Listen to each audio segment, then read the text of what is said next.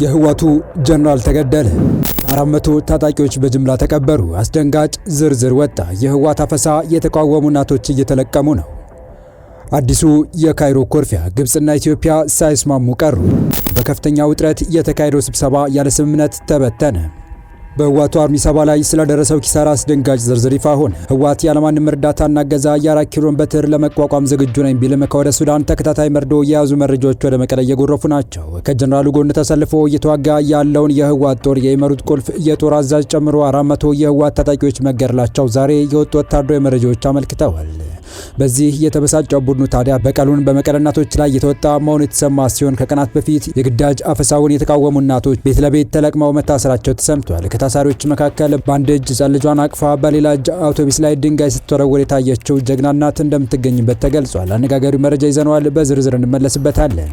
በሌላ መረጃ ካይሮ ከአዲስ አበባ አኩርፋ ተመለሰች። ግብጽና ኢትዮጵያ ፊት ለፊት ተገናኝተው በመከሩበት አንድ ወሳኝ ቀጠናዊ ጉዳይ ላይ ሳይስማሙ መቅረታቸው ተሰምቷል። ጉዳዩ የቀጣይ ዘመን የቀጠናው የኃይል ሚዛን ወሳኝና ስትራቴጂካዊ የስበት ማዕከል የመሆን እድል የሚወስን ጥብቅ አጀንዳ መሆኑም ተነግሯል። ሰላም ውድ የወሎ ዴይሊ ቤተሰቦች እንደምን አላችሁ? ቻናሉን ሰብስክራይብ፣ ላይክ፣ ሼር ያደረጋችሁ እስከ መረጃዎቻችን ፍጻሜ አብራችሁን ቆዩ።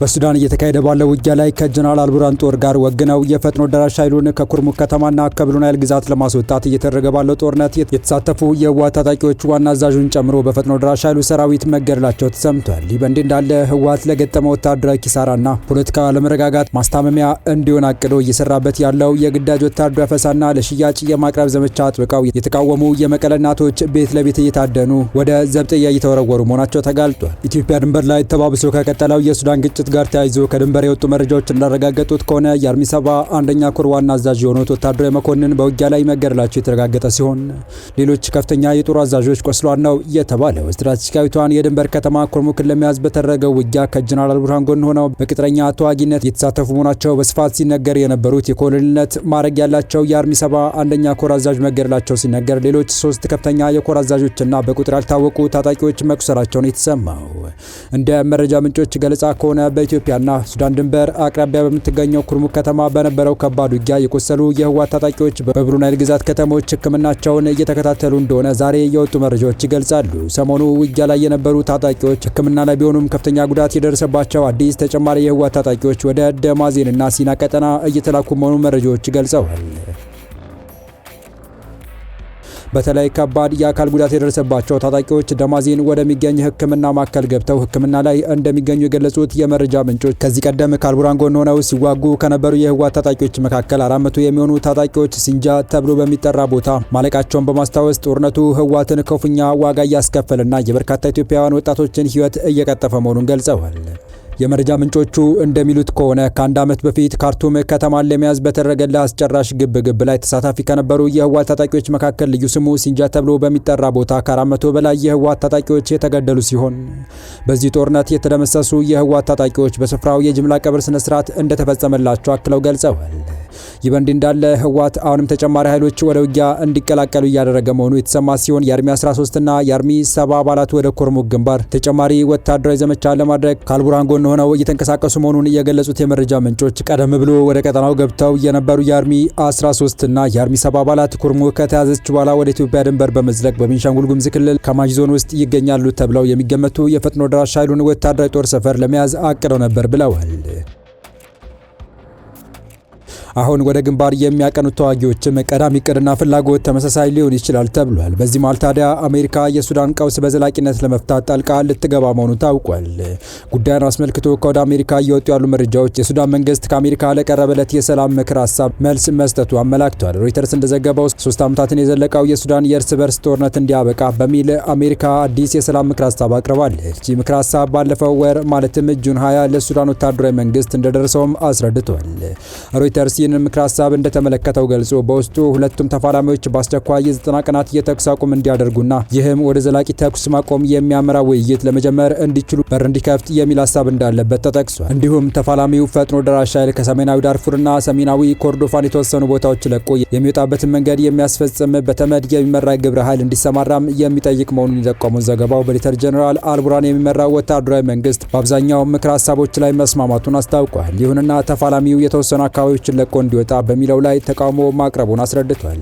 እና አልቡርሃን ፈጥኖ ደራሽ ሁሉ ሙሉ በሙሉ ከያዛቸው ቦታዎች መልቀቅ አለበት የሚል መልስ መስጠታቸውን ገልጿል።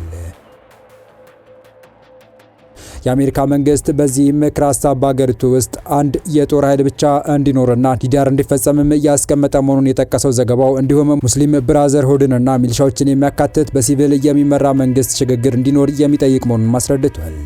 በሌላ በኩል የተፋላሚው ፈጥኖ ደራሽ ኃይል ከፍተኛ አመራር ለዜና አውታሩ በሰጡት መግለጫ የአሜሪካ አዲስ የሰላም ምክር ሀሳብ እንደደረሳቸው ገልጸው ለምክር ሀሳቡ በጽሁፍ መልስ መስጠታቸውን አስታውቀዋል።